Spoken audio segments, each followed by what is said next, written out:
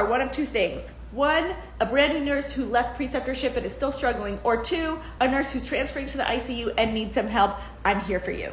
I want to be your virtual preceptor. I've been a nurse for 13 years and I am ready to share all my knowledge with you. I want to make you feel like you are good at your job.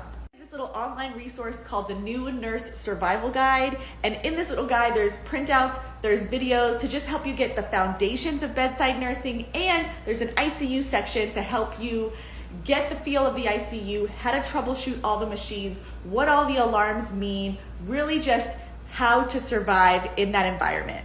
Also a section within this course called communication, and it's about finding your voice as a brand new nurse. So in this section, it's going to teach you how to give the best report, how to get rapport, how to talk to doctors to get what you want, how to have phone conversations, how to talk to family members when they're asking for an update, literally scripts on how to communicate as a brand new nurse.